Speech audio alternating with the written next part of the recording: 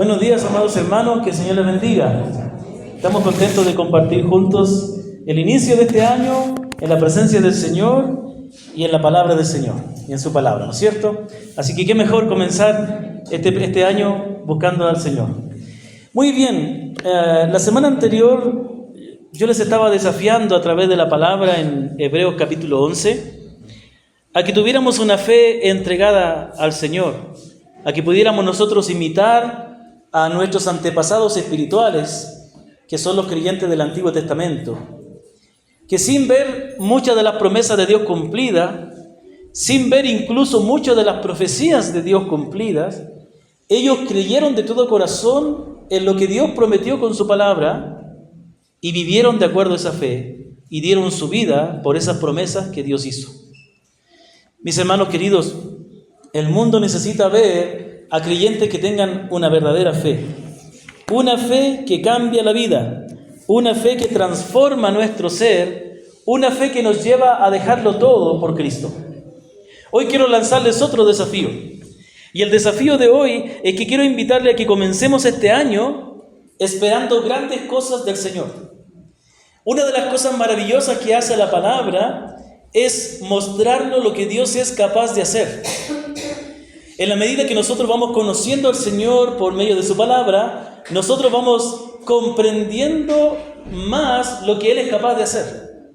¿Para qué? ¿Para qué la palabra nos muestra eso? Para que nosotros podamos esperar eso de Dios en nosotros. Es por eso que uno de los nombres que se da a la Escritura, a la Biblia, son los testimonios de Dios. A las Escrituras se le llama la ley, se le llama la enseñanza, la instrucción, las normas de Dios, pero también se llaman los testimonios de Dios. Me he gozado en tus testimonios, dice el salmista, más que en muchos otros deleites. ¿Por qué la Biblia es el testimonio de Dios? Porque ella nos muestra las obras de Dios, obras que dejan ver su carácter y lo que Dios es capaz de hacer. Yo quiero animarle que este año usted pueda buscar que en todos los aspectos de su vida la bendición de Dios esté presente. Pero hay que entender a qué nos referimos con buscar la bendición de Dios. Y eso es lo que vamos a ver hoy día por medio de la palabra. Hay muchos ejemplos de personas que vivieron con la gracia y la bendición de Dios en sus vidas y en lo que ellos hacían. Un ejemplo de eso es Abraham. La palabra dice que Abraham, cuando Dios le llamó, salió sin saber a dónde iba. Pero Dios recompensó esa fe. De alguna manera, aunque sabemos que las bendiciones de Dios son por gracia, también ellas actúan de acuerdo a nuestra fe. Y entonces dice la palabra que Dios bendijo mucho a Abraham, incluso económicamente le prosperó tanto que tuvieron que tomar una decisión con su sobrino Lot y tuvieron que separarse porque tenían demasiadas posesiones. Ya, eso es un buen problema, ¿no? Un buen problema. Tenían demasiada abundancia. Pero no solo eso, no hablemos solamente de esa bendición material. La palabra también nos enseña que Dios cumplió la promesa a Abraham y hoy muchos de nosotros tenemos esa bendición de Abraham, que Dios le dijo a Abraham, formaré de ti una gran nación y bendeciré a todas las naciones de la tierra, y hoy estamos experimentando eso. Somos muchos en el mundo que creemos en el Señor y somos justificados por la fe como lo fue Abraham. De modo que Dios bendice a los suyos. También estaba pensando en la vida de Daniel, ¿se acuerda de Daniel? Interesante porque Daniel fue llevado como un cautivo a Babilonia. Él llegó siendo una persona que fue, deportado a Babilonia, pero Dios lo bendijo a tal punto que él llegó a ser un gobernante muy importante. Incluso la palabra del Señor dice que Dios protegió a Daniel incluso hasta de la boca de los mismos leones. Incluso lo salvó del mismo horno de fuego. Pero lo más maravilloso de lo que Dios bendijo a Daniel fue que siendo Nabucodonosor este rey que constantemente estaba buscando destruir a Daniel y muchas veces por influencia de otras personas, en un momento finalmente Nabucodonosor tiene que reconocer que el Dios de Daniel es el Dios verdadero. Hermano, cuando yo veo que Dios hace eso con las personas, yo también quiero tenerlo acá, quiero tenerlo para mí. Por así decirlo, quiero yo mostrarle lo que Dios es capaz de hacer para que usted anhele tener eso. Y déjeme decirle algo. Si lo que usted va a ver de la Escritura, de lo que Dios es capaz de hacer con alguien, le hace sentir mal porque usted no lo ha obtenido, eso es algo bueno. Porque usted debe anhelarlo. ¿Me doy a entender? Hay un anhelo o un deseo correcto, que es cuando nosotros codiciamos y anhelamos lo que Dios quiere hacer. Así como hay una codicia mala, cuando, por ejemplo, la palabra dice que es un pecado cuando un hombre mira a una mujer para codiciarla, pero no es pecado cuando uno mira a su mujer para codiciarla. ¿No es cierto que ahí no es pecado? Ahí es permitido y es valorado por la Escritura que los hombres anhelemos y deseemos a nuestras esposas. De la misma manera, es correcto delante de Dios que nosotros anhelemos y deseemos las bendiciones de Dios. Pero hay que entender correctamente en qué consiste la bendición de Dios y qué es lo que tenemos que hacer para obtenerla. Y quiero que esta mañana me acompañen al libro de Génesis, capítulo 39, por favor, porque en este capítulo del primer libro de la Biblia tenemos el ejemplo de José. Y antes de que leamos este capítulo hermoso, vamos a leer todo el capítulo, quiero ponerles un poco en el contexto. ¿Quién era José? José era uno de los hijos menores de Jacob, hijo de Isaac, hijo de Abraham. Jacob es el que fue llamado después Israel.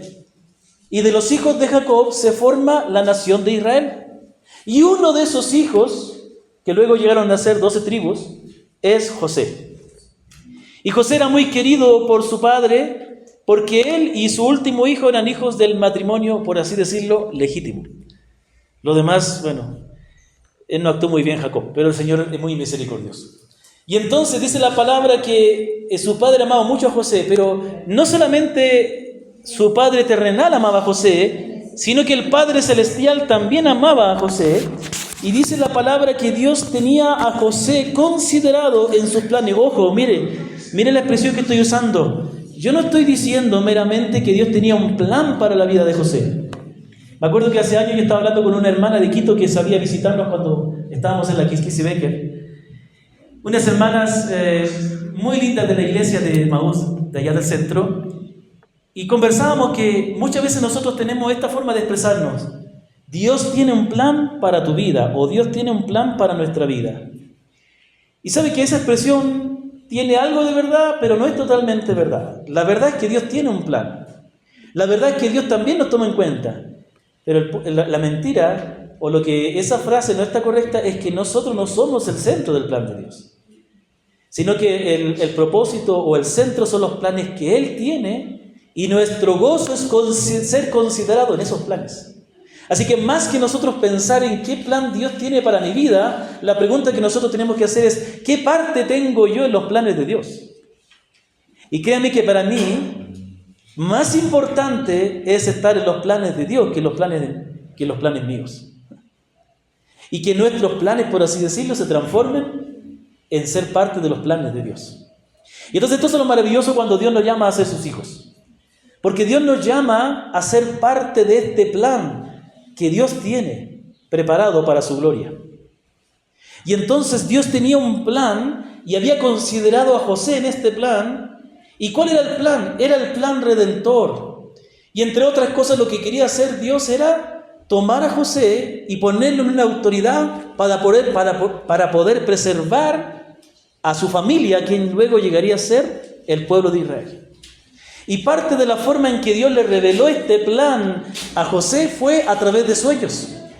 José tuvo varios sueños en que él se veía por sobre sus hermanos. En uno de sus sueños, él vio a sus hermanos simbolizados como estrellas y a sus padres como la luna y el sol, y todos ellos se inclinaban delante de él. ¿Sabe? A través de estos sueños Dios le estaba comunicando y anticipando a José que Dios lo iba a poner en un lugar de autoridad para preservar a su pueblo. Pero esto desagradó a los hermanos de José. Entonces los hermanos de José quisieron deshacerse de él. Lo metieron en una cisterna. Una cisterna era un pozo donde se almacenaba agua. No era meramente un pozo donde se extraía agua, sino que eran pozos donde se almacenaba y se guardaba agua para el ganado que estaba en el desierto o en los lugares. Y ahí dice que metieron en una cisterna a José y empezaron a planificar qué iban a hacer con él. Se les pasó por la mente matarlo, pero uno de sus hermanos, creo que el hermano mayor, intercedió. ¿Cómo pueden hacer eso con nuestro hermano, nuestra propia sangre? Entonces, pensando en eso, pasa una caravana de ismaelitas o madianitas que iban rumbo a Egipto. Y entonces se les ocurrió una idea. Vendieron a su hermano José a esa caravana de ismaelitas y luego le dijeron a su padre que un animal despedazó a su hermano en el campo. Entonces José es vendido a esta caravana de ismaelitas, quienes se dirigen a Egipto. ¿Y qué pasa? José es llevado por estos ismaelitas a Egipto y en Egipto es comprado como un esclavo. Y de eso se trata lo que dice el capítulo 39, que voy a leer a continuación. Escuchemos atentamente. Dice la palabra del Señor, Génesis 39. Cuando José fue llevado a Egipto, Potifar, un oficial de Egipto, un oficial egipcio de Faraón, capitán de la guardia, es una persona importante, lo compró a los ismaelitas que lo habían llevado allá. Pero el Señor estaba con José. Presta atención a esa frase. Pero el Señor estaba con José, que llegó a ser un hombre próspero y vivía en la casa de su amo el egipcio. Vio su amo que el Señor estaba con él y que el Señor hacía prosperar en su mano todo lo que él hacía. Así José halló gracia ante sus ojos y llegó a ser su siervo personal, y él lo hizo mayordomo sobre su casa y entregó en su mano todo lo que poseía. Y sucedió que desde el tiempo que lo hizo mayordomo sobre su casa y sobre todo lo que poseía, el Señor bendijo la casa del egipcio por causa de José. La bendición del Señor estaba sobre todo lo que poseía en la casa y en el campo. Así que todo lo que poseía lo dejó en manos de José, y con él allí no se preocupaba de nada, excepto del pan que comía. Y era José de gallarda figura y de hermoso parecer. Sucedió después de estas cosas que la mujer de su amo miró a José con deseo y le dijo: acuéstate conmigo. Pero él rehusó y dijo a la mujer de su amo: estando yo, mi amo no se preocupa de nada en la casa y ha puesto en mi mano todo lo que posee. No hay nadie más grande que yo en esta casa y nada me ha rehusado excepto a usted, pues es su mujer. ¿Cómo entonces podría hacer yo este gran mal y pecar contra Dios? Y ella insistía a José día tras día, pero él no accedió a acostarse con ella o a estar con ella. Pero un día que entró en la casa para hacer su trabajo y no había ninguno de los hombres de la casa allá adentro, entonces ella tomó a José de la ropa y le dijo: acuéstate conmigo. Pero él le dejó su ropa en la mano y salió huyendo afuera. Cuando ella vio que él había dejado su ropa en su mano y había huido afuera, llamó a los hombres de su casa y les dijo: Miren, Potifar nos ha traído un hebreo para que se burle de nosotros. Vino a mí para acostarse conmigo, pero yo grité a gran voz. Cuando él oyó que yo alzaba la voz y gritaba, dejó su ropa junto a mí y salió huyendo afuera. Ella dejó junto a sí la ropa de José hasta que su señor vino a casa. Entonces ella le habló con estas palabras: vino a mí el esclavo hebreo que nos trajiste para burlarse de mí. Y cuando levanté la voz y grité, él dejó su ropa junto a mí y huyó afuera. Versículo 19. Cuando su señor escuchó las palabras que su mujer le dijo: esto es lo que tu esclavo me hizo, se encendió en ira. Entonces el amo de José lo tomó y lo echó en la cárcel, en el lugar donde se encerraba a los presos del rey. Allí permaneció en la cárcel, pero el Señor estaba con José. Le extendió su misericordia y le concedió gracia ante los ojos del jefe de la cárcel. El jefe de la cárcel confió en mano de José a todos los presos que estaban en la cárcel, y de todo lo que allí se hacía, él era responsable. El jefe de la cárcel no supervisaba nada que estuviese bajo la responsabilidad de José, porque el Señor estaba con él y todo lo que él emprendía, el Señor lo hacía prosperar. Amén. Amén, bendito sea el Señor por su palabra. Hermanos, tenemos aquí un texto maravilloso y podríamos decir que el tema central de este capítulo, o la verdad central, es cómo Dios bendice a su siervo José, aún en las circunstancias más adversas. Y esto es algo maravilloso porque nos enseña que la bendición de Dios no necesariamente depende de las circunstancias, sino que depende de que el Señor esté con uno. Y eso es algo maravilloso, hermano. ¿Sabe cuántas veces se menciona el hecho de que el Señor estaba con José? Se menciona 5 veces en este capítulo. Y el Señor estaba con José, pero el Señor estaba con José, y el Señor estaba con José. Y vio su amo que Dios estaba con José. 5 veces se menciona en este capítulo que el Señor estaba con José. Entonces, ¿cómo podríamos resumir la bendición de José? Que el Señor estaba con él. Esto es algo maravilloso. Esto me hace recordar a un momento en que, al momento en que el Señor se había enojado con el pueblo de Israel cuando andaban por el desierto, y entonces Moisés intercede por su pueblo Israel ante Dios, y como que Dios manifiesta a Moisés que Dios ya quería abandonar a su pueblo, y entonces Moisés le dice: Señor, si tu presencia no va con nosotros, no vamos a ir a ninguna parte. Si tu presencia no va conmigo, yo no me muevo de aquí. Y sabe que eso es algo maravilloso, porque una de las cosas más grandes que nosotros debemos anhelar es que el Señor esté con nosotros. Ahora, ciertamente que Dios está con todas las personas, por cuanto Él es el creador y como creador es fiel a su creación.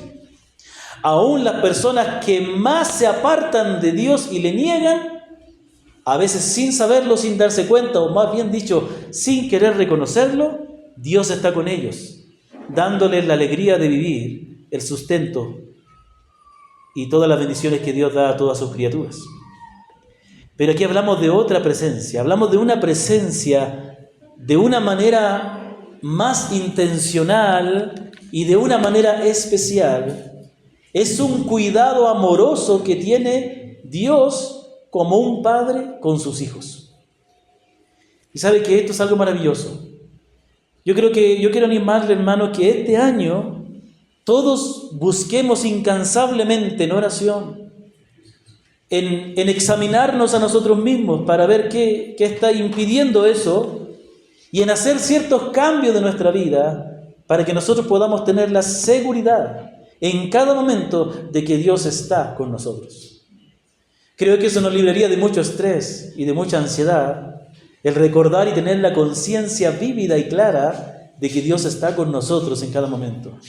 ¿Cómo sería tu vida si tú pudieras tener esa conciencia clara y segura de que Dios está contigo? No tendrías que temer, no tendrías que preocuparte. Importante que el Señor esté contigo. Pero aunque tuvieras todas las habilidades del mundo, aunque tuviera todos los recursos y todas las puertas y las oportunidades abiertas, si no tienes la seguridad de que Dios está contigo, entonces estás perdido. No hay nada que hacer. No, lo que más necesitamos, la necesidad más grande es tener la seguridad de que Dios está con nosotros.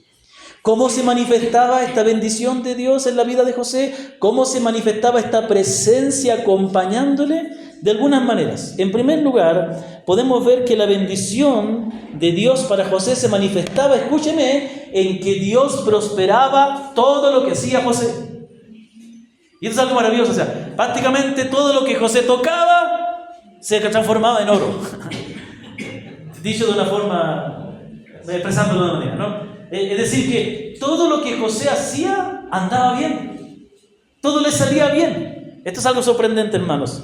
Hermanos, dice, por ejemplo, el versículo 2 dice: pero el Señor estaba con José, que llegó a ser un hombre próspero. Y versículo 3 dice: vio su amo que el Señor estaba con él y que el Señor hacía prosperar en su mano todo lo que él hacía.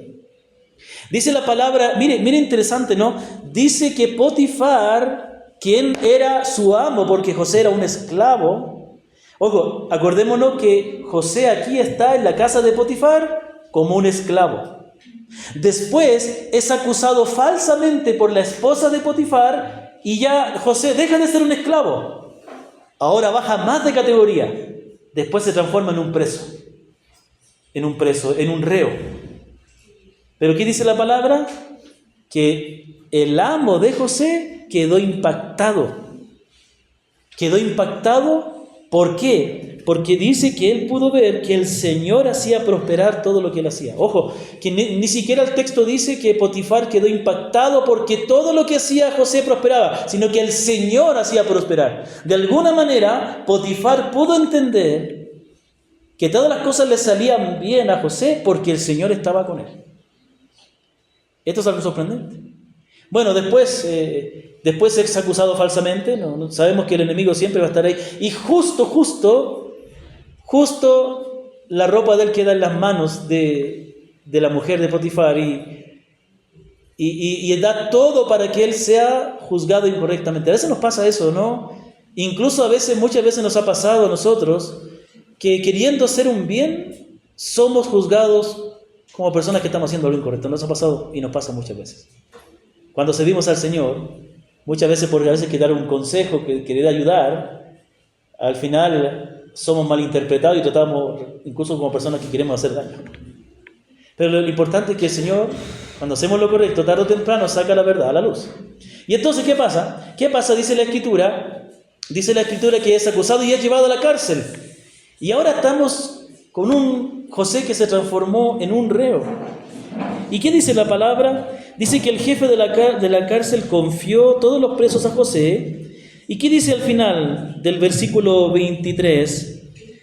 Dice que el jefe de la cárcel no se preocupaba de nada porque José estaba a cargo. Y dice, porque el Señor estaba con él. Y escuche atentamente estas palabras. El Señor estaba con él y todo lo que él emprendía, el Señor lo hacía prosperar. Dice que todo lo que José hacía ahí en la cárcel, el Señor lo prosperaba. Entonces, ¿qué vemos aquí? Vemos que la presencia de Dios acompañando a José se manifestaba en que Dios prosperaba lo que él hacía. Ahora, no es que esto obra de una manera mágica, poderosa sí, pero mágica ¿en qué sentido? No es que José era incapaz de hacer las cosas bien, pero la bendición estaba con él, no. Vamos a ver después que esta bendición de Dios era una bendición de Dios, pero tenía mucho que ver con el carácter de José también, que es parte de la bendición de Dios también. Pero aquí vemos que la bendición de Dios, que Dios era capaz de bendecir de tal manera que dice que prosperaba cada cosa que José hacía. O sea, mire, fue vendido como esclavo y en su estado de esclavitud Dios prosperaba lo que él hacía. El trabajo que le encargaba a Potifar, Dios prosperaba. Y después Potifar vio eso, le encargó más y Dios prosperaba eso que le encargó. Cuando fue llevado a la cárcel, su comportamiento, su actuar era bendecido por Dios, de modo que adquiere confianza y se le da una responsabilidad. ¿Y qué pasa? Esa responsabilidad resulta que Dios la bendijo, hizo prosperar el trabajo que él hacía adentro. Y ¿sabe qué? Esto es algo que nosotros todos anhelamos. ¿Sabe qué? Déjeme decirle, yo no soy un pastor de la prosperidad. Esto no es una iglesia de la prosperidad. Pero ojo, a veces cometemos un error. Especialmente cuando tenemos en nuestro corazón el deseo de ser bíblicos, cometemos un error de negar ciertas verdades porque otros las malinterpretan. Negar ciertas verdades porque otros las malinterpretan. Por ejemplo, estos grupos religiosos, sectas como los Testigos de Jehová, niegan la doctrina de la Trinidad no porque la Biblia no lo enseñe, porque la Biblia lo enseña, sino porque la Iglesia Católica fue la que lo definió en un concilio. Entonces el pensamiento de los Testigos de Jehová es que como la Iglesia Católica definió, no la inventó, sino la definió, entonces eso no puede ser verdad. No. Está bien, la Iglesia Católica como sistema no está correcto, pero significa que todo lo que ellos crean está mal. ¿Cree la Iglesia Católica que Jesucristo es el Hijo de Dios o no? Entonces nosotros no vamos a creer eso porque la Iglesia Católica lo cree. No, si la Biblia lo enseña, yo lo creo, aunque la Iglesia Católica lo crea. ¿Me comprende? Ahora, sabemos que los testigos de Jehová no creen en la Trinidad y no creen en la deidad de Cristo y eso les impide que ellos puedan ser salvos. Pero la pregunta es, ¿cree un testigo de Jehová que la Biblia es la palabra de Dios? Entonces, porque ellos creen, nosotros no debemos creer eso. ¿Me comprenden? Entonces, es correcto de que tenemos claro, mejor dicho, de que hay iglesias que malinterpretan este asunto de la prosperidad. ¿Sí o no? Pero eso no significa que no debamos esperar prosperidad de parte de Dios. Le voy a comentar un ejemplo. Hace tiempo atrás yo estaba viendo un youtuber peruano y él hablaba de manera interesante, ¿no? Él decía de que una vez él llegó del aeropuerto y tomó el taxi para ir a su casa. Y que el taxista se desvió para no pagar el peaje. Y el peaje costaba como 2 soles. No sé cuántos son 2 soles.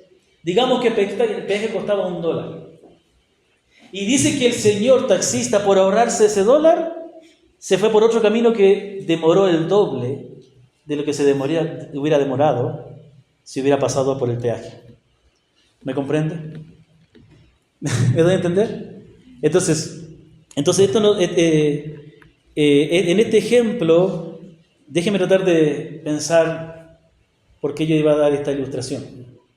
Permítame un momentito. Entonces, este hombre se puso a reflexionar de que muchas veces nosotros vemos como malo la riqueza. ¿Me comprende? Y él empezó a meditar en muchos ejemplos de personas que hacen cosas como tratando de ahorrar, pero no ven el beneficio de obtener recursos. Él dijo, él no vio el beneficio de que pagando se hacía el recorrido más rápido y se evitaba una cola tremenda de carros. Y entonces él criticaba su cultura, ¿no? de ver la riqueza o el pagar por cosas que se necesitan como algo malo. Y entonces él dio un ejemplo, él dijo, ¿qué pasa si tú no tienes dinero no tienes riqueza, digamos, de manera que no te permita tener un buen seguro médico o tener acceso a la salud? Tu familia se va a enfermar y no vas a tener dinero para medicamentos. Y entonces él comienza a reflexionar y dice, ¿es necesario los recursos económicos o no? ¿Sí o no? Sí. La pregunta es, mientras más recursos económicos tenemos, ¿eso nos puede ayudar a vivir mejor o no? Claro, porque suple ciertas necesidades. Lo que la palabra critica o la palabra condena no es la riqueza, es el amor a las riquezas. Y créanme que muchas veces no somos ricos, pero sí tenemos amor a la riqueza. ¿Sabe por qué? Porque lo poco que tenemos no lo queremos invertir en las cosas de Dios, sino que lo queremos guardar y esconder. Mire, por ejemplo, eso me hace recordar de la parábola que el Señor dijo de las minas o los talentos, ¿no? Yo lo voy a decir de memoria. Así que si me equivoco en las cantidades, sabrán disculpar. Pero a uno le dio una mina, a otros 5 y a otros 10, ¿no es cierto? Algo así. Un talento, a otros 5 y a otros 10. Así era, ¿no? Creo que sí. El que tenía 10 y se fue. Y después volvió el jefe para pedir cuenta, ¿no? Y el que tenía 10 no guardó los 10, sino que los gastó, los invirtió y al tiempo ganó otros 10. Y aquí dijo, Señor, aquí están los 10 que me diste y aquí están los 10 que gané. Muy bien, se puso contento el siervo. El jefe. Y llamó al que tenía 5 talentos. El 5 talentos había hecho lo mismo. Tomó los 5 talentos y lo invirtió. Lo gastó en un negocio y ganó otros 5 más. Y dijo, aquí están los 5 que me diste y aquí están los 5 que ganas. Muy bien. Y al que tenía uno dijo, ¿y qué pasó contigo? No, dice, yo como sé que tú eres un jefe bravo, tomé el talento y lo escondí. Aquí está. Segurito, no se ha perdido nada. Él pensaba que su jefe lo iba a elogiar. Porque él no perdió nada. Porque ciertamente que los otros invirtieron, pero lo pueden haber perdido, ¿no? Y en todo riesgo se corre, ¿no? Pero él no perdió nada, pero no ganó. Y entonces el jefe lo reprende. Porque los recursos no son dados para retenerlos. Los recursos no son dados para guardarlos. Los recursos no son dados para almacenarlos. Son dados para invertirlos, para usarlos. A veces pensamos que la gente que tiene muchos recursos ama mucho el dinero. Déjeme decirle que a veces la gente que tiene menos recursos guarda más el dinero. Porque la gente que tiene mucho dinero usa el dinero. Y uso esta palabra usar como un término negativo, ¿no? ¿Usted ha visto cuando se usan las personas? A veces buscamos una amistad porque tenemos interés, ¿no? A veces nos hacemos amigos de alguien que tiene recursos porque algo podemos sacar de ahí. Eso es usar a las personas. A las personas no hay que usarlas, pero al dinero sí. No hay que amarlo, no hay que retenerlo, hay que usarlo. Entonces vemos aquí Vemos aquí claramente que la palabra dice que Dios prosperaba lo que hacía José. Y esto quiere decir que Dios nos creó para que nosotros seamos administradores. ¿Se acuerda de la creación? Del Génesis capítulo 1, capítulo 2. ¿Para qué Dios puso en el huerto? Para que lo cuidara y lo labrase. ¿Y qué tenía que hacer Adán en el huerto? Trabajarlo, plantarlo. ¿Para qué? Para producir más. Para producir alimentos. ¿Para qué tenían que casarse Adán y Eva? No solamente para pasarla bien. Hermanos, aunque usted no lo crea, en el matrimonio sí se puede pasar bien. ¿Ya? Sí. Sí se puede disfrutar del matrimonio, hermano. Yo doy testimonio de eso. Algunos de aquí también dan testimonio, ¿cierto? Sí. ¿Se puede, no cierto? Sí. Sí se puede. Créame, el matrimonio es algo maravilloso.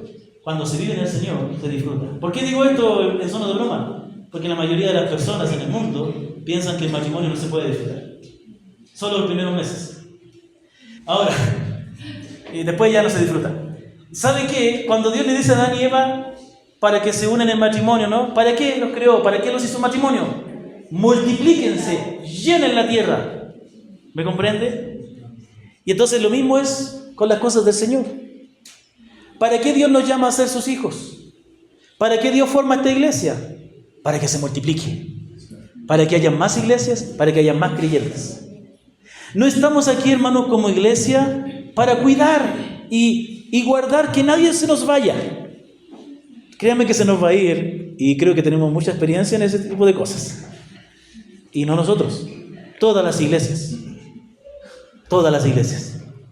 Todos mis amigos pastores tienen gente que se les ha ido. Así que no soy el único. Entonces, pero no estamos aquí para guardar y retener a las personas, sino estamos para multiplicarnos. ¿Me comprende? Estamos para que Dios prospere el trabajo que hacemos como iglesia. Lo mismo con nuestros recursos. El trabajo que tenemos, los recursos que tenemos son para producir. Y que para producir ayudemos y contribuyamos al reino de Dios. Ya vamos a ver eso. Pero que vemos que la bendición de Dios estaba que Él prosperaba todo lo que Él hacía. Pero hay una segunda manera en que se demuestra la bendición. Es que por causa de José, no solo Dios lo bendijo a él, sino que bendijo a los que estaban alrededor de él. Miren lo que dice la palabra en versículo 5. Y sucedió que desde el tiempo en que lo hizo mayordomo sobre su casa y sobre todo lo que poseía, el Señor bendijo la casa del egipcio por causa de José. El Señor bendijo la causa del egipcio por causa de José. ¿Y qué pasa más adelante? Cuando José es puesto por el faraón como gobernador de todo Egipto, por causa de José, Dios bendice a Egipto. Y Dios, por preservar a su pueblo, preserva también ¿a quién? A Egipto. Hermanos, una de las cosas más maravillosas que nosotros podemos experimentar y uno de los testimonios más grandes que nosotros podemos dar a los que no conocen a Cristo es que Dios bendiga a otros por nuestra causa. Es que nosotros seamos un canal de bendición. Es que nosotros tengamos una relación tan profunda, tan recta, seamos tan rectos a los ojos de Dios, que los que están a nuestro alrededor resulten beneficiados. Eso también es una manera en que damos testimonios. Hermanos, no solamente damos testimonio cuando nosotros no hacemos nada malo, sino que más allá, cuando nosotros somos de bendición. Digamos que cuando conocemos al Señor, entendemos que debemos ser de testimonio. Ya, el primer nivel de ser de testimonio es no hacerle mal a la gente. Ya, muy bien. Antes era una persona chismosa, antes era un adúltero, antes era un ladrón, ahora ya no lo eres. Ya no robas a nadie, ya no hablas mal de nadie, ya no defraudas a nadie. Muy bien, excelente. Pero hay un paso más. No solamente te contentes con no hacerle mal que antes hacías, ahora haz el bien. Y esa es la regla de oro, ¿no? ¿Se acuerdan la regla de oro? Siempre lo digo y siempre se olvida. ¿Cuál es la regla de oro? Muy bien. A ver, Daniela, repítelo. Muy bien. ¿Qué dijiste tú? ¿Lo mismo? Ya. Porque la gente siempre dice, no hagas a los demás lo que no quieres que te hagan a ti. No. La Biblia dice, trata a los demás o haz a los demás lo que tú quieres que hagan contigo. ¿A usted quiere que el pastor le visite? Visite al pastor entonces. ¿Quiere que el pastor le llame? Llame al pastor. Llámelo al pastor. ¿Usted quiere que el pastor trate a los demás como tú quieres que te traten a ti? ¿Ya? Ok. Muy bien. Avancemos como avanza él. Ya. Entonces aquí viene algo maravilloso. Pero mire, qué tristeza hay es cuando a veces un creyente es todo lo contrario. Cuando a veces una persona que no conoce a Dios contrata a un cristiano y ese cristiano le hace perder, le defrauda. Y sabe que una de las tragedias que vimos como iglesia en el día de hoy, como iglesia a nivel general, digo, no como congregación, es que hay muchos cristianos dando mal testimonio. Los cristianos debiéramos ser conocidos como personas correctas. La gente debiera querer contratar a los cristianos. La gente debiera preferir cristianos que trabajen para ellos, porque los cristianos debieran tener fama de ser personas rectas que hacen las cosas bien, personas en las cuales se puede confiar. ¿Me comprenden? José era un caso de una persona confiable. La tercera manera en que Dios bendecía a José es que él tenía un carácter confiable. ¿Cómo sería el carácter? Que escúcheme, no estamos hablando de José que fue una persona contratada para Potifar. Ni siquiera estamos hablando de José que fue una persona contratada para trabajar en la cárcel. Estamos hablando de José que era un esclavo de Potifar y que después era un reo en la cárcel. Y a este esclavo, ¿qué es lo que hace Potifar? Al esclavo, no era un hombre contratado, no recibía sueldo, era un hombre que él compró, era un esclavo, le encarga el cuidado de toda su casa. ¿Quién hace eso con un esclavo? Bueno, hoy no hay esclavos, pero no hay esclavos como antes, ¿no? Pero sí también hay cierta esclavitud porque se explota a veces a los trabajadores, ¿no? No se les paga el sueldo a tiempo, no se les da el seguro médico y otras cosas que son necesarias, ¿no? Para su jubilación de ellos. Pero ese es otro tema. Pero entonces vemos que él a un esclavo le encarga el cuidado de su casa. Tanto era así que lo único que no le encargó fue la esposa. El hombre dijo, suficiente tengo yo. Entonces, y después José se ha llevado a la cárcel. ¿Y qué pasa en la cárcel? ¿Cómo fue llevado José a la cárcel? Como un reo. Él no es que fue... ¿cómo se llama aquí los que trabajan en la cárcel, los que cuidan a los presos? Guía penitenciario. En Chile se llama gendarme. José no fue como un guía penitenciario, fue un reo, como los demás. ¿Y qué pasa con José?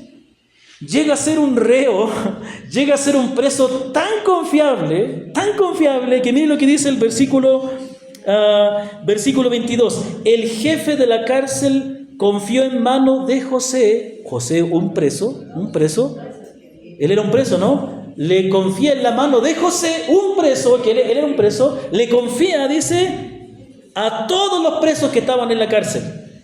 Y de todo lo que allí se hacía, él era responsable. Entonces, aquí tenemos a un hombre que hace una locura. O sea, si yo fuera el carcelero, nunca haría esto.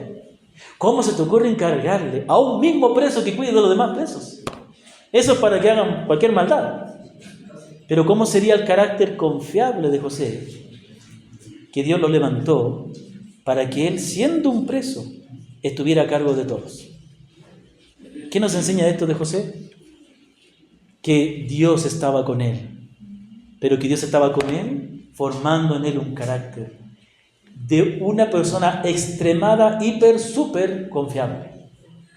O sea, una persona de la cual nadie podía dudar nada. ¿Me comprenden? Y la historia no termina ahí. Porque siendo de la cárcel, José es llevado después a Faraón para interpretar el sueño de Faraón.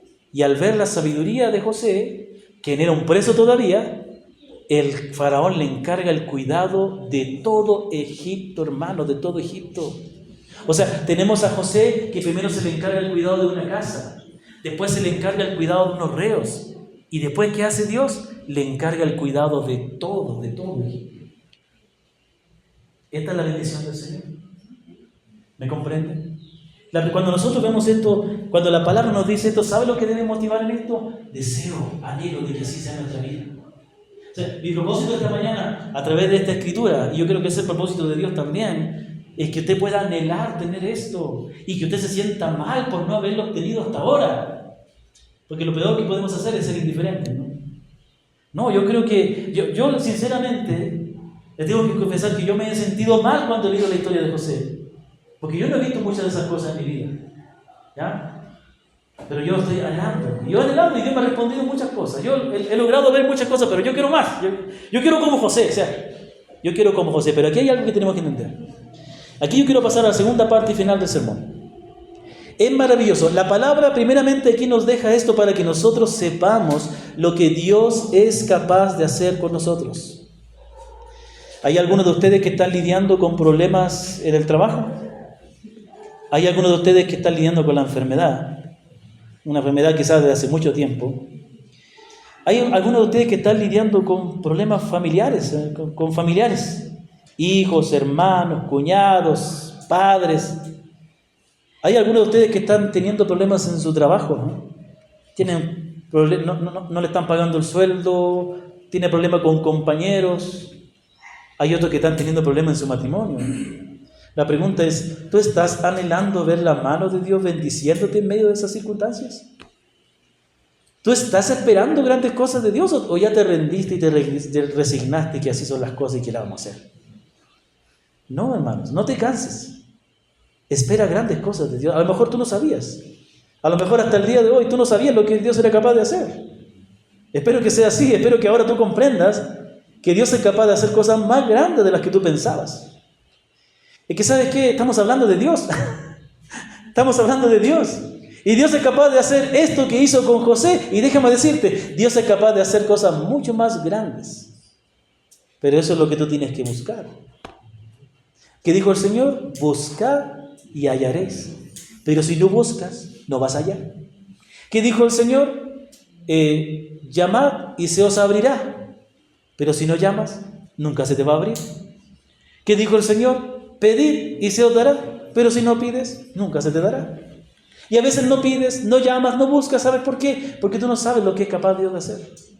Porque tenemos una fe muy chiquitita en Dios. Por eso le decimos Diosito. No, Dios no es Diosito, es Dios.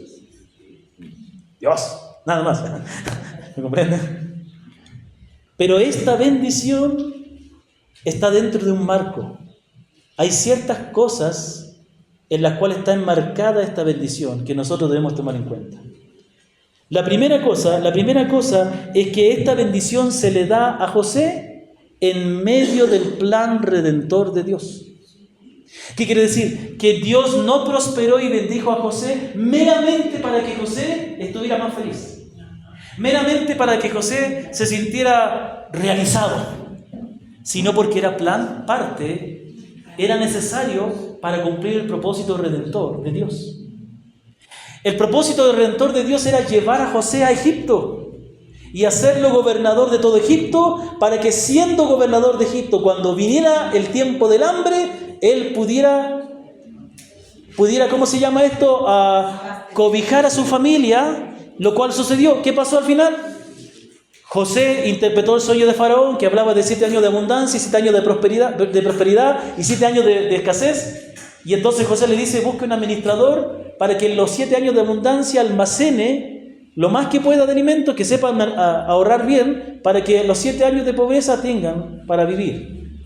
Y dice que Faraón vio que la sabiduría de José era... Y eso que José no le presentó un libro, no le escribió una tesis, solo le dijo eso. Y en esas palabras ya pudo demostrar la sabiduría que Dios le había dado.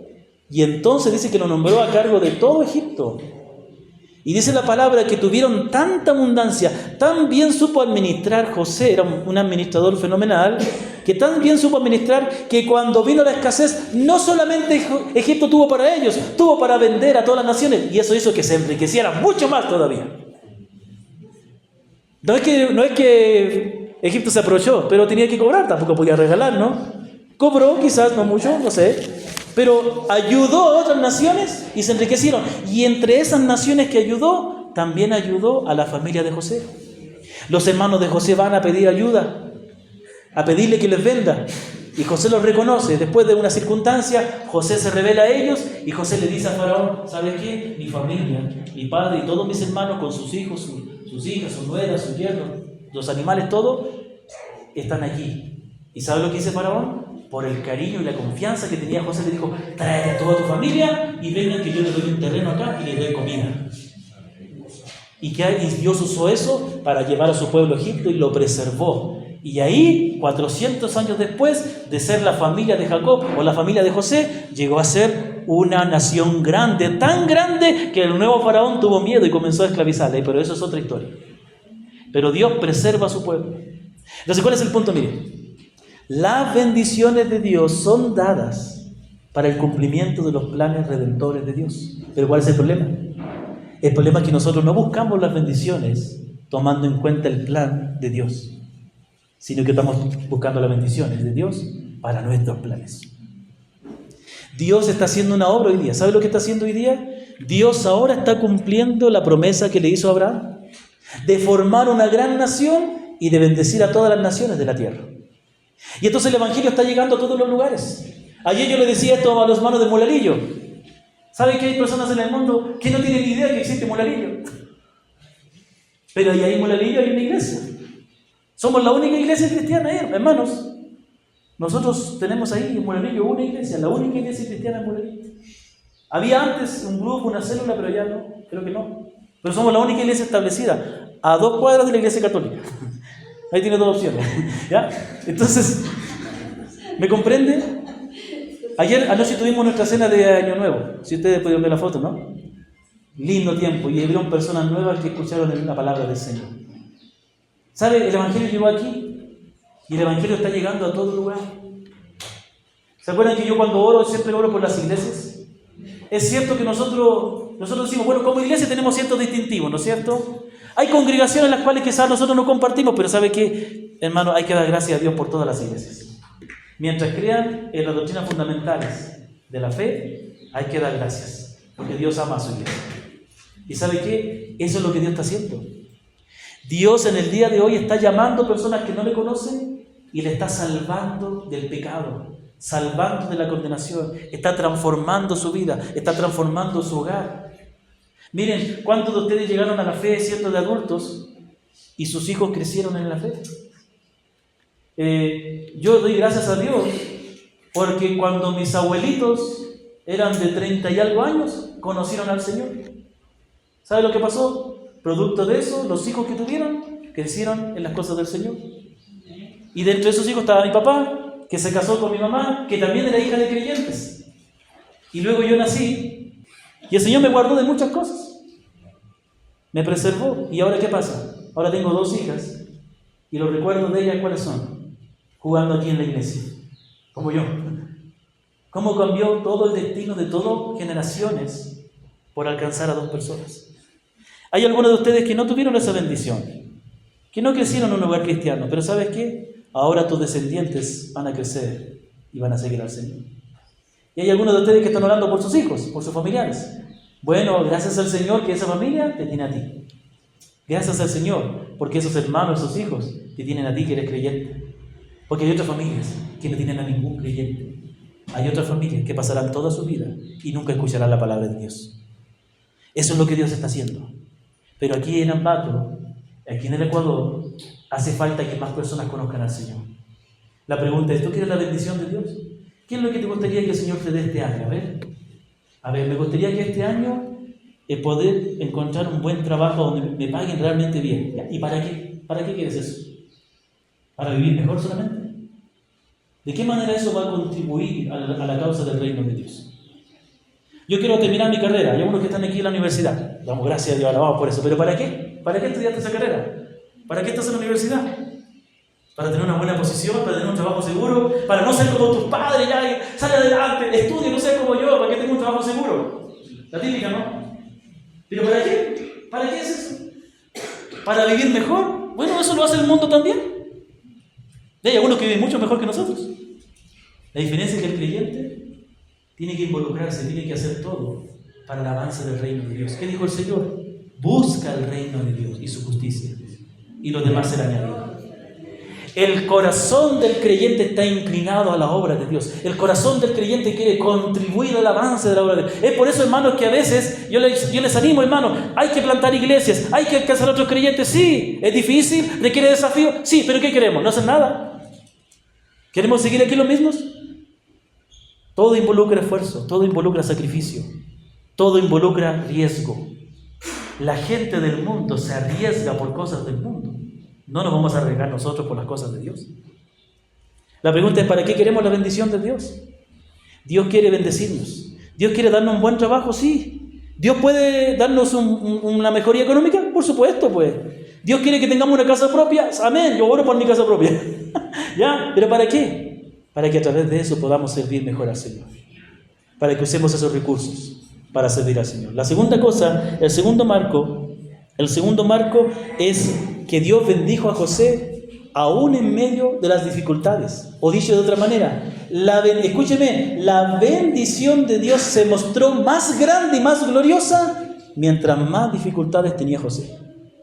Cuando José estaba con su padre y con sus hermanos, el mayor problema tenía es que sus hermanos no le querían. Le hacían bullying, le odiaban, le menospreciaban y después se deshicieron de él. Pero otra cosa es vivir como un esclavo y otra cosa es estar en la cárcel. Pero cuando él estaba con su padre y con sus hermanos, no experimentó la obra de Dios como la que experimentó cuando era esclavo y cuando era reo. Y déjeme decirle algo, no menosprecies los problemas que Dios te permite en tu vida. No los menosprecies, porque es la manera, es la mejor manera, es la mejor circunstancia donde puedes experimentar la obra de Dios. Es en los momentos donde más he tenido problemas, es en los momentos donde más tristeza he tenido, donde más he visto la mano de Dios, donde más he orado, donde más he conocido a Dios, donde más he aprendido a regocijarme en Él. Entonces a lo mejor tú estás en dificultades ahora, a lo mejor tu problema que estás viviendo no se soluciona. Entonces este es el momento donde tienes que buscar más a Dios. Este es el momento donde tú tienes que ver el milagro de Dios. Dios está ahí cuando normal le necesitamos. ¿Qué dijo el apóstol Pablo? Porque cuando soy débil, ahí soy fuerte. Pero cuando soy fuerte, entonces ya no puedo ser fuerte de Dios. Porque mi poder se perfecciona en la debilidad. El poder de Dios no se perfecciona cuando estamos bien. El poder de Dios no se perfecciona en nuestra vida cuando no lo necesitamos. El poder de Dios se perfecciona cuando lo necesitamos. Entonces, hermanos, las aflicciones, las injusticias, las adversidades son el caldo de cultivo que hace prosperar la obra de Dios en nuestra vida. Son la materia en que Dios trabaja. Son el ecosistema donde mejor Dios se desarrolla. En los momentos de aflicción, de dificultad y de injusticia. Y el tercer marco de estas bendiciones es que si bien la bendición es una gracia de Dios, nunca actúa separado de nuestro carácter. Mire, Dios no da la bendición simplemente como un filántropo, sino que Dios bendice como un buen administrador. ¿A qué voy? Un filántropo ayuda a quien sea. El administrador o el inversor ayuda a aquel que va a saber aprovechar esa ayuda. ¿Me doy a entender? Nosotros podemos decir, ¿no es cierto? Siempre de la ayuda social se habla, ¿no? Podemos ir, y es bueno, la ayuda social es parte de lo que debemos hacer. Pero a veces la mejor ayuda no es dar a la gente, sino enseñarle cómo conseguirlo. A lo mejor la ayuda social no es solamente dar alimentos a la gente, sino darle oportunidades que se desarrollen para que ellos no necesiten más ayuda. O sea, ¿qué queremos? ¿Que la gente siempre dependa de la ayuda que se les da? ¿O queremos que ellos salgan adelante? De la misma manera, Dios bendice, pero siempre bendice a aquellos que le temen y que serán buenos administradores de lo que Dios lo sabe. ¿Por qué? Porque si Dios quiere que nosotros seamos buenos administradores, es porque Él lo es. ¿Y sabe lo que va a hacer Dios? Dios nunca va a dar una bendición que sea desperdiciada. Mire lo que dice la palabra. Dice la palabra que José era un hombre tan confiable que hasta el mismo Potifar le encargó su casa y el mismo encargado de la cárcel le encargó los reos. Hermanos, eso no se le encarga a una persona irresponsable. Eso se le encarga a una persona de confianza. De modo que parte de la bendición de Dios aquí tiene que ver mucho con el carácter de José. Este carácter queda manifestado de una manera admirable cuando es tentado por la mujer de Potifar. Dice la palabra que cuando la mujer de Potifar quiso acostarse con él, la respuesta de José fue la siguiente: ¿cómo entonces podría hacer este gran mal y perder mi trabajo? ¿Dijo eso? No. ¿Cómo podría hacer yo este gran mal y enojar a mi jefe? ¿Eso dijo? No. ¿Cómo podría hacer yo este gran mal y pecar contra Dios? La preocupación de José primeramente estaba en ofender a Dios, no al hombre. Sí, había considerado a su amo, porque él dijo, mi amo me encargó todo, menos tú. ¿Cómo podría hacer yo este gran mal y pecar contra Dios?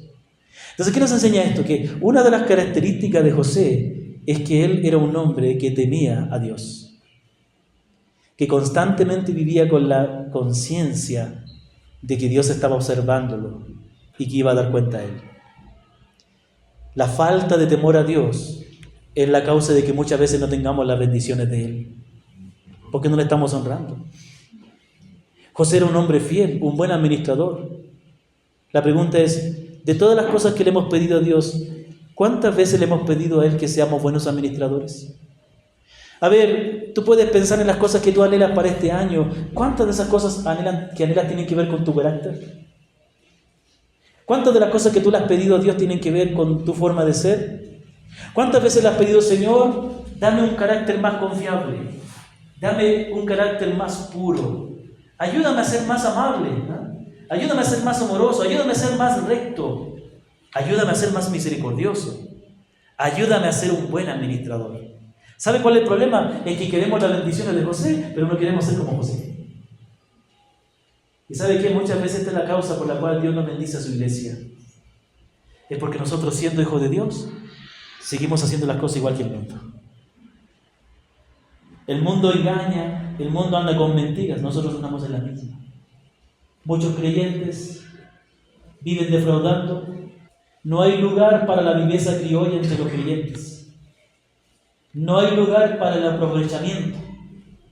No hay lugar para defraudar. Somos personas rectas que se supone que nos hemos arrepentido del pecado y ya no queremos vivir así. Los creyentes debemos ser personas confiables. Los creyentes debemos ser las personas más rectas y confiables del barrio en que vivimos. Los creyentes deberíamos ser los trabajadores de la empresa en los cuales se pueda confiar. Me acuerdo que el joven que me discipuló a mí, él siempre me contaba esto. Él dice, mis compañeros de curso siempre se burlan de mí porque yo no voy a la fiesta, yo no voy a tomar, yo no hago todas esas cosas. Y él, yo lo conozco, él era bien recto. ¿Y sabe lo que me dijo él? Pero cada vez que ellos están en necesidad se acercan a mí a pedir que yo ore por ellos. Y yo lo admiro a él, yo le tengo mucho cariño a ese hermano. Él se tomó el tiempo de discipularme. Me llevaba a su casa, almorzábamos, conversaba conmigo y me discipuló 5 personas. Y sabe que él era bien recto, él estudiaba en la universidad de ingeniería de electricidad, pero todos los domingos estaba, y no solamente estaba, él predicaba en la iglesia, todos los domingos. Nunca dejó de servir al Señor por la universidad. A veces en la semana le costaba ir al culto, pero los domingos estaba ahí. Y se daba el tiempo de discipularme. Y sabe que él decía que sus amigos se burlaban de él, porque él no tenía enamorada, no tenía novia, porque él estaba esperando un día, orando al Señor por una chica para casarse con ella, lo cual consiguió en su debido tiempo. ¿Me comprende? Pero él hacía lo correcto delante del Señor. Y hoy tiene una esposa, tiene hijos y sirve en una iglesia. Vive una vida tranquila. Y ¿sabe qué? Él comparte la palabra y muchos están siendo bendecidos por él. Hermanos, yo doy gracias al Señor porque Dios está transformando nuestras vidas. Yo creo que todos nosotros estamos experimentando el cambio de Dios en nosotros. Y Dios está transformando el carácter de nosotros. Pero la pregunta es, ¿estamos listos? Queremos la bendición de Dios, pero ¿estamos listos para ser buenos administradores de eso? Considere los siguientes versículos para terminar. Dice Salmo 147, el Señor favorece a los que le temen, a los que esperan en su misericordia. Proverbios 22-29, ¿has visto hombre solícito en su trabajo? Delante de los reyes estará, no estará de los hombres de baja importancia. ¿Has visto hombres solícitos en su trabajo? Delante de los reyes estará. Sí, la bendición está, pero está para aquellos que saben administrarla bien. Dios da su bendición como una inversión. Lucas 16:10 dice, el que es fiel en lo muy poco, es fiel también en lo mucho. Y el que es injusto en lo muy poco, también será injusto en lo mucho. El que es fiel en lo poco, en lo mucho será fiel. Y el que es infiel en lo poco, también lo va a hacer en lo mucho, así que no se le da más. José fue un buen administrador en la casa de Potifar. José fue un buen administrador en la cárcel. Entonces Dios dijo, ahora sea administrador de todo Egipto. Qué maravilloso, ¿no? Quiero decirles, terminar con estas palabras, mis amados hermanos. Pongámonos de pie, por favor. Pongámonos de pie y meditemos en estas palabras. Mis amados y apreciados hermanos aquí de la congregación Emmaús Ambato, hay cosas maravillosas que Dios desea hacer en nuestra vida. El testimonio de José nos debe animar a buscar grandes cosas de Dios. Pero también el testimonio de José nos debe animar a examinarnos a nosotros mismos.